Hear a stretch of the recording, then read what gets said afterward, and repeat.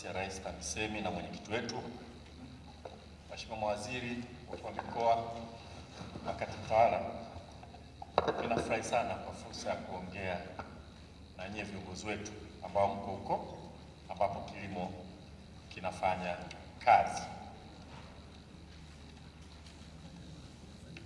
Narudia mambo ambayo kila mmoja anafahamu, lakini wakati mwingine katika kupanga muda na rasilimali hatukumbuki kwamba kilimo kinategemewa na 100% ya watu. Sasa kila mtu anakula. Kwa tukisema ni uti wa mgongo, labda tunapunguza hata ule umuhimu wake. Kilimo kinaajiri 58% ya nguvu kazi hapa nchini, ya moja kwa moja, yaani wanategemea kuishi kwa kufanya kazi ya kilimo. Ndio umuhimu wake huo.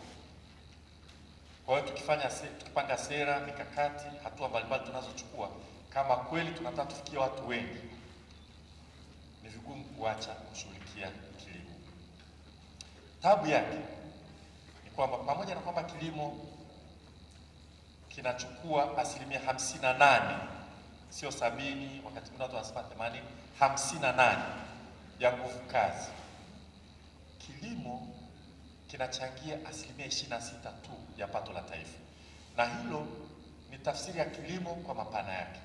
Maana kilimo ni mazao, mifugo na uvuvi pamoja na misitu. Ukienda kwenye mazao tu, kilimo kinachangia chini ya 20% ya pato la taifa. Maana yake kuna vitu vitatu vya kuzingatia. Moja ni kwamba umaskini ni mkubwa, kwa sababu kumbuka, pato la taifa ndio keki yenyewe tunakula. Na ukiambiwa unachangia 26% tu, ina maana unachokula ni 26% kinachozalishwa. Sasa unakula ulichozalisha, ama kwa hela ambazo utazitumia au kwa mazao moja kwa moja. Kwa hiyo maana yake ni kwamba katika nchi yetu takriban 2/3 ya watu wetu wanakula 1/3 tu ya keki ya nchi. Kwa hiyo umaskini mkubwa sana, na ukipita vijijini hiyo dalili inaonekana tu. Kwa maana ya kwanza. Pili ni uwiano mbaya sana wa mapato, hiyo kwamba 2/3 inapata 1/3 tu ya mapato. Kwa hiyo japokuwa ukiangalia Wizara ya Fedha ile Gini coefficient tunatumia kupimia umaskini inaonyesha kwamba umaskini ni 30%, Gini coefficient 0.3, lakini ukweli ukiangalia structure ya uchumi wetu, uwiano wetu wa mapato ni mbaya zaidi, kwa sababu watu wengi wanakula kidogo sana. Na namna ya tatu ya kuangalia hiyo ni kwamba tija ni ndogo mno. Yaani tunasema watu wanafanya kazi, wanapofanya kazi kila mtu anazalisha nini katika kapu zima la uzalishaji?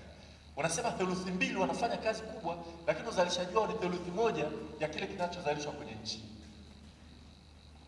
Tija ni ndogo sana kwenye kilimo kwetu, na inaonekana katika zao moja moja. Ukienda kwenye pamba, ekari moja tunazalisha kilo 200 mpaka 350.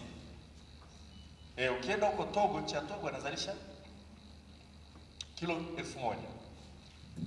Ukienda kwenye michikichi, wataalamu wanasema hekta moja ya michikichi yetu inatoa mafuta tani 1.6. Huko tunakonunua mawese huko Malaysia, hekta moja unapata tani 5, wengine wanasema mpaka tani 10. Kwa hiyo tija ni ndogo, yaani katika ekari tunazalisha kidogo sana. Tumeangalia kwenye kahawa kwa mfano, tukienda kwenye tija ambayo tungeweza kufikia, tungeongeza uzalishaji wa pamba mara 3 bila kuongeza eneo la kulima. Kwa ukienda kwenye mpunga, ukienda kwenye mahindi, ukienda maharage, ukienda kila kitu, tija yetu ni ndogo. Na hiyo tija inajionyesha kwamba wakulima wanatumia nguvu nyingi, wako wengi, karibia 60%, lakini wanachangia 1/3 tu kwenye pato la taifa. Kwa hiyo kwa kweli tija ni changamoto kubwa. Tuna changamoto nyingi za kimkakati kwenye kilimo. Mojawapo ni upotevu wa mazao, lakini kubwa ambayo tumeamua kushughulika nayo sana ni tija. Na tunafanya nini kwenye tija? Nasema hivi kwa sababu itatusaidia na wakati na kuwaombeni msaada wenu, tushirikiane, mtakuwa mnaviona hivi na baadhi ya vitu ambavyo nyinyi mkivifanya vitatusaidia, nitakuwa na vitaji. Alafu baadaye tutazungumza kidogo kuhusu alizeti. Kubwa kuliko vyote, tumeamua kwamba tunaweka nguvu kubwa sana kwenye utafiti. Kwa hiyo cha kwanza tumesema ni utafiti. Na utafiti, ndugu zangu, ni kitu ambacho sidhani kama kinashawishi sana. Kwa sababu mimi nataka nikae Wizara ya Kilimo, nikiondoka wala watu wakumbuke ulifanya kitu fulani kwa matokeo. Lakini unajua kwenye utafiti unaweza kaongeza hela na usipate chochote. Sasa patapotea. Tumeongeza 93% kwenye utafiti. Sio kwa kuongezewa hela, ila kwa kuchinja hela mahali pengine, kuchinja huku, kuzirudisha. Kama kipaumbele chetu ni tija, tuende kwenye utafiti. Kwa sababu kwenye utafiti, hasa kwenye mbegu bora, tunaweza tukaongeza tija. Na utafiti ambao tumefanya sasa hivi kwenye pamba umefanyika, nadhani wakati mheshimiwa akiwepo Adamu Malima akiwa Mara, umefanyika kilimo cha pamba, na tunaona kwamba tunaweza tukakimbilia hizo kilogramu 1000 kwa eka moja, lakini kwa kupitia utafiti tu. Kwa hiyo tunaweza tukatoka kilogramu 200, 350 tukaenda 1000 kwa sababu ya utafiti. Kwa utafiti, kituo chetu pale Kibaha, mbegu ya mihogo, tumeweza kuona kwamba tunaweza tukatoka kuzalisha tani 3 mpaka tani 8 kwa hekta kwenda tani 22, na nyingine wanaambia mpaka tani 50 na kitu, siamini.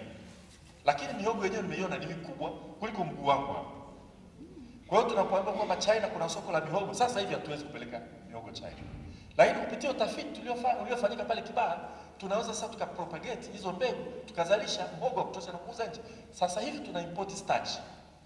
Nchi yetu ina import starch, starch inatengenezwa kwa kutumia mihogo, hatuna mihogo ya kutosha kuzalisha starch.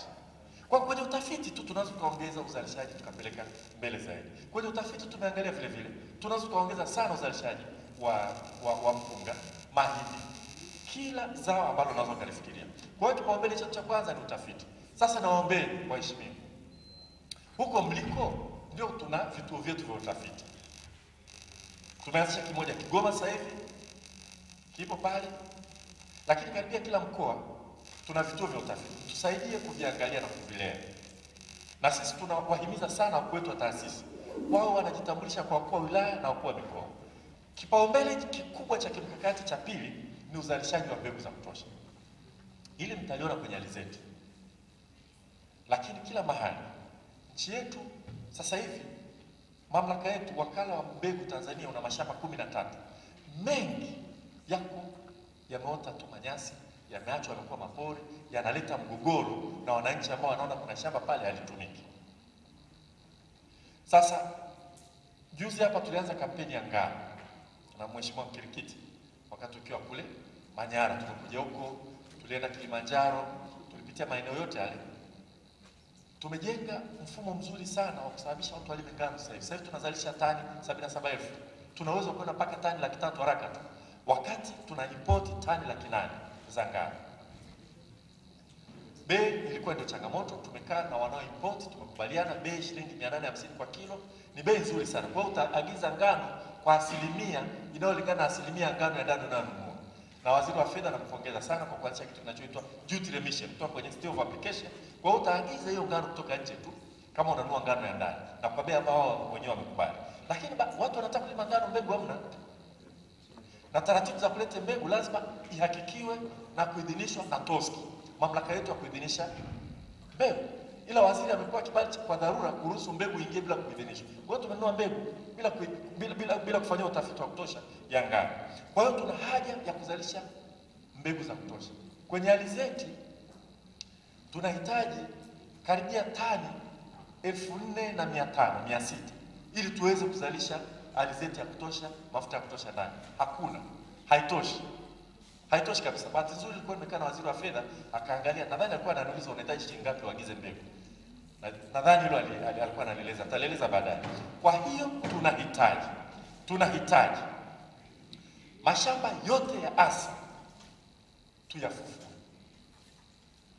Liko moja la Morogoro lina mgogoro mkubwa Morogoro. Na mheshimiwa yuko nani mmemwona hapa? Shigela. Nadhani utakuja kuliona huko mheshimiwa. La mgogoro, na tunataka tuyalinde yale mashamba, lakini huko hapo Mungu amsikia. Na tunataka tupeleke umwagiliaji kwenye haya mashamba kwa kadri inavyowezekana, tuweze kuzalisha mbegu za kutosha mashamba yote 13. Hilo namba 1. Naombeni mnisaidie, mtusaidie huko mliko, myalinde yale mashamba, lakini mkiona wanakuja tuhimizane, tuvunje yale mashamba, tuoteshe, tuzalishe mbegu za kutosha na kuweka umwagiliaji. Lakini pili, sekta binafsi inazalisha mbegu. Na ni muhimu sana kuwatumia sekta binafsi. Juzi hapa nilienda kutembelea SEDCO kule Arusha. Wakaniambia wanahitaji shamba kubwa sana kuzalisha mbegu. Wao wanataka kuifanya Tanzania hub of seed production and distribution in the Eastern Africa.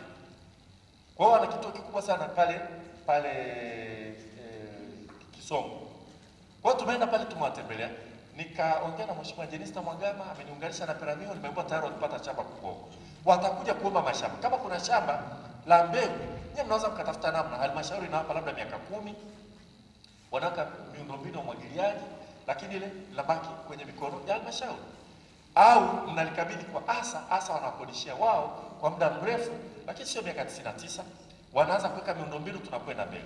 Sasa tunataka private sector zalishe mbegu sana.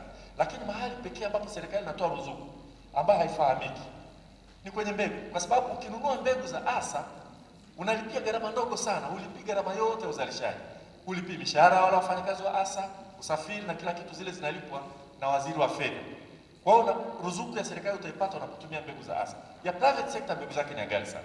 Kwa hiyo naombeni mtusaidie sana. Kipaumbele kikubwa cha kimkakati cha tatu ni huduma za ugani. Umefanya utafiti, una knowledge hiyo, pamoja na mbegu nzuri hizi hapa. Sasa unafanyaje? Unabidi upeleke hizo mbegu na matokeo ya utafiti wako kwa mkulima. Unahitaji mabwana shamba wale waweze kwenda wakafanye kazi. Sisi tumekuta pale wizarani budget ya ugani ni shilingi milioni 6.3 tu kwa nchi nzima. Kwa hiyo unaweza kukuta bwana shamba sasa hivi anakunywa wanzo kitu, kwa sababu hana mobility, hana vitendea kazi, hakuna mafunzo rejea, hakuna usimamizi. Amekaa miaka karibu 30 sasa, anakaribia kustaafu, hajawahi hata kuitwa kuambiwa sasa kilimo bora sasa hivi kinakwendaje, alafu natarajia aende na anasimamia kata nzima. Na kwingine, na niliongea na Mheshimiwa Umi Mwalimu, ameniambia ataliangalia, wengine wameanza kupewa kazi ya utendaji, kukaimu nafasi uhaba watu, wanamchukua yule ambaye ni afisa ugani, anakaimu kama mtendaji wa kata, anakaa pale. Kwa hiyo anaona huku kuna shughuli nyingine za kufanya, anaacha kwenda kufanya shughuli za kilimo. Naombeni mnisaidie, tusaidie kuwalinda maafisa ugani, hasa wabaki kwenye shughuli zao. Sisi tunafanya nini? Kwenye bajeti hii tumebadilisha bila kuongezewa hela kwa bilioni 294 za mwaka juzi na ambazo tulipewa mwaka jana na ambazo tumepewa mwaka huu. Tumepunguza matumizi, tukasema baada ya hizi hela nyingine actually hazitabaki Wizara ya Kilimo, zinaenda kwa sababu maafisa ugani wako TAMISEMI. Na wakati tunaongea na watumishi wanasema, lakini Mheshimiwa Waziri, unatuondolea hela wewe, unapeleka kwa watumishi ambao wako chini yako. Nikasema lakini wako kwenye kilimo, ni sekta moja, na mafanikio ya kilimo ni mafanikio ya sekta yetu.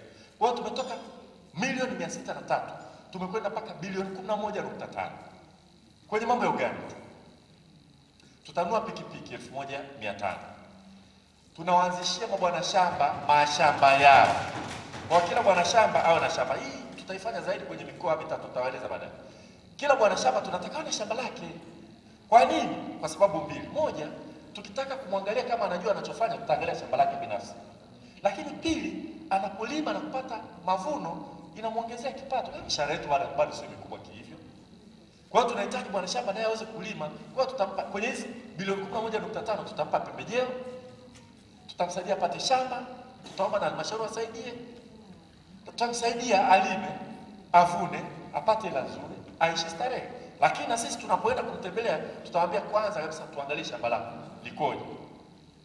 Kwa hiyo kwenye shughuli za ugani tunaongeza monitoring system. Mengine nitasikia tutakafa. Lakini na hili ni muhimu sana, nilisema kwa sababu naleta confusion. Ili tuweze kuwa na impact, tumechagua mikoa mitatu ambayo tutafanya yote ambayo yanatakiwa yafanyike. Huku wengine tutaongeza, lakini model prototype of extension services itafanyika Dodoma, Singida na Simiyu. Lakini haina maana pikipiki 1500 tukigawa zote kwa wanashamba zitabaki. Kwa hiyo nyingine bado tutaleta huko, lakini hatutafanya kila kitu kwa mikoa yote kwa sababu bajeti yenyewe ndio hiyo. Tumetoka milioni 603 kwenda bilioni 11.5. Haitoshi kabisa. Lakini tunataka hatimaye tukienda kwa Mheshimiwa Mwigulu mwakani, bajeti nyingine tutamwomba atembelee, aangalie ni nini proper extension service imeweza kufanya kwenye kilimo, nadhani sasa tutapata fedha za roll over kwa nchi nzima kwenye haya mambo. Lakini tunaomba na nyie, tunapoingiza zao jipya kwenye stakabadhi ghalani, tufanye na Wizara ya Kilimo, na tuliahidi bungeni kwamba sisi tutakuwa final decision maker, na vigezo tutakavyotumia ni wingi wa lile zao na geographical spread, kwa sababu ni kweli kuna eneo machache wake wengine wanaozungumza huko bungeni, wengine wafanya biashara, lakini vile vile ni ukweli kwamba kuna maeneo mengine eneo ni kubwa sana, uzalishaji ni mdogo sana. Ukijaribu kuenforce unamsumbua huyu mtu aende mpaka kwenye ghala ambalo alipo au vyombo vya ushirika havipo. Kwa hiyo naombeni hilo wakati mnalifanya, naombeni Wizara ya Kilimo tushirikiane. Lakini sehemu nyingi sana nafasi hizo. Ushirika, tusaidie kuangalia ushirika huko. Hapa nitoe mfano mmoja. Ushirika ni mali ya wanaoshirika, sio idara ya serikali. Yuko mkuu mmoja wa wilaya hapo zamani, nadhani hayupo tena. Yeye kaenda kwenye AMCOS ushirika mmoja, akatoa order, toa milioni 25 zitoke kwenye ushirika huu kwenda kwenye eneo ambalo huu ushirika haupo, kwenda kujenga shule. Hapana, shule jambo zuri. Hizi hela za mtu binafsi ni za wanaoshirika. Kwa wakati tunadili na ushirika, tudili na ushirika kama ushirika ni mali ya wanaoshirika wenyewe. Kazi yetu ni kujua kwamba pamoja kwamba ushirika sio mali ya serikali, ile mali ni ya umma kwa maana ya wale wanaoshirika. Kwa viongozi, kazi yetu ni kuchunga mtu asiwe mbadhirifu, kama ambavyo kwenye Simba ukiiba au Yanga utakamatwa kwa wizi, lakini Simba na Yanga sio mali ya serikali. Na ushirika ni hivyo hivyo. Tuna jukumu la kufanya kama viongozi, lakini vile tunavyolifanya tuangalie tusije tukadhani kwamba ile ni idara ya serikali ambayo tunazofanya. Na mwisho kidogo ni kilimo cha mkataba kwenye masoko. Alafu nitaruka mengine, nitazungumza la mwisho mheshimiwa nani. Najua muda wetu sio mzuri sana. Kilimo cha mkataba ndicho tutakachoenda nacho kwenye alizeti, lakini tunaenda navyo kwenye maeneo mengi. Tusaidie. Wakulima wataingia mkataba na wazalishaji na wanunuzi. Ule mkataba unaingizwa kabla hujaotesha, na yule anayefanya hivyo anakuletea mbegu na analeta huduma ya ugani. Sasa baadhi ya wakulima baada ya hivyo wanakwepa kuuza. Hilo tutadili nalo, tunatengeneza mikataba mizuri zaidi. Lakini na nyie wahimizeni kwa namna fulani kwamba tuheshimu mikataba. Kwa sababu bila kilimo cha mkataba tazula masoko ni kubwa sana. Kilimo cha mkataba unaingia shambani, unajua mnunuzi ni nani na atanunua kwa kiasi gani. Lakini zaidi hapo anakuhudumia, anakuletea mbegu, anakuletea huduma za ufundi. Kuna mmoja yuko hapa Dodoma, anaitwa Pixas, anazalisha anakamua alizeti. Yeye ana mikataba Manyara kule, ana mkataba Dodoma, Singida, Kiteto. Alafu anaenda kwa wakulima naye ana maafisa ugani wake. Akishakupa mkataba nakubaliana na bei, alafu anakuletea huduma. Sasa hapa katikati kuna watu siku ya kuvuna anaona kwa sababu nitakatwa ile mbegu, anataka kumuuzia mtu mwingine. Wengine wanaenda kulalamika kwa wakuu wa wilaya. Wakuu wa wilaya wanafukuza hii kampuni. Toka. Sasa ukiwafukuza vile itafunga, hata hiyo alizeti haitalimwa tena. Mengine umwagiliaji ngoja niache kwa sababu na mheshimiwa mwenyekiti. Ngoja naomba niongee kidogo kwenye alizeti alafu nimalize mheshimiwa mwenyekiti. Alizeti ndio issue kubwa ambayo tunataka kuzungumza sasa hivi. Na alizeti kilimo chake ni kwa nchi nzima. Nataka nitoe tu framework ambayo itatusaidia. Alizeti sio kwa ajili ya Dodoma, Singida na Simiyu tu. Singida, Dodoma na Simiyu tunaongeza nguvu ya ugani. Lakini sisi tunajua upungufu, takwimu nitaziacha hapa. Upungufu kinachosababisha sisi tunatumia nusu trilioni ya hela zetu.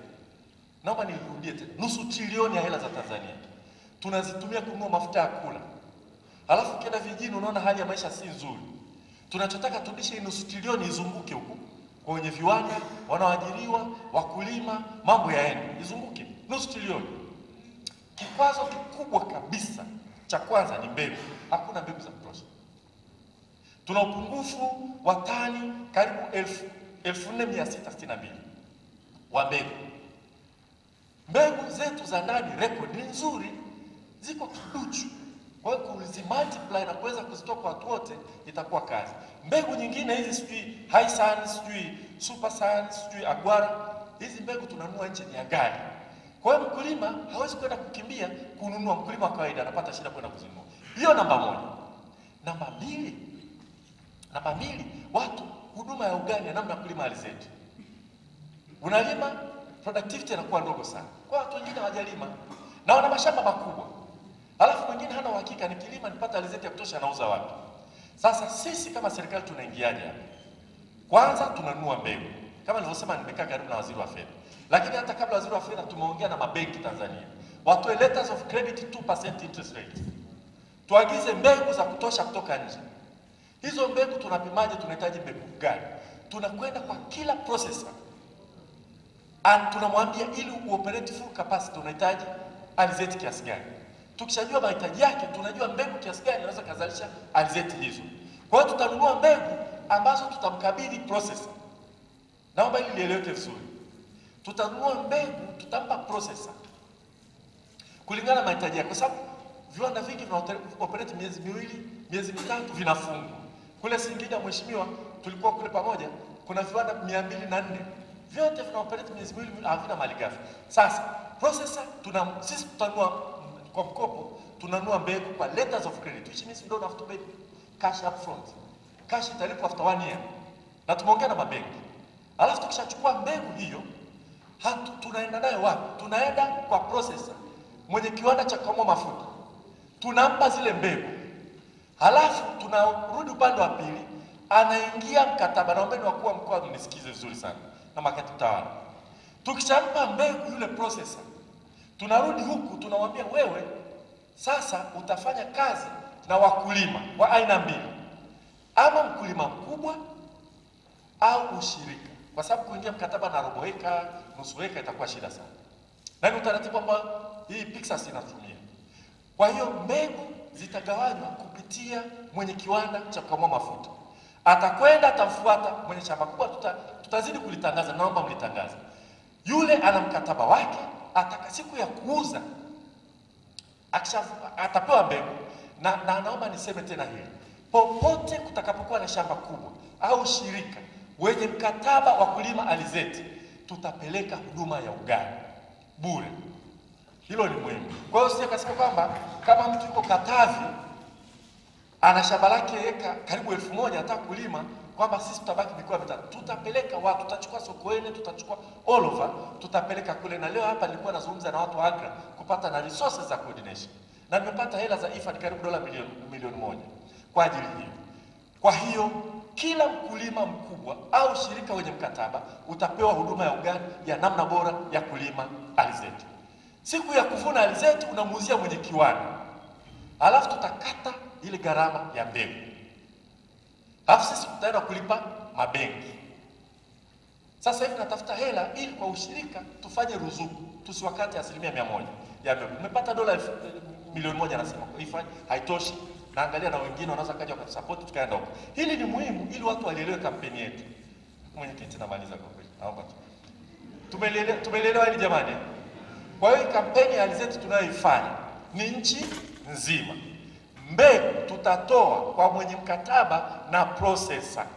Mwenye shamba kubwa ataunganishwa na processor. This is very important. Na huduma ya ugani itatoa. Sasa hii 58% ya watu jamani, na kabla kuongea bwana mheshimiwa utanipa muda siku nyingine. Jamani asanteni sana. Asante.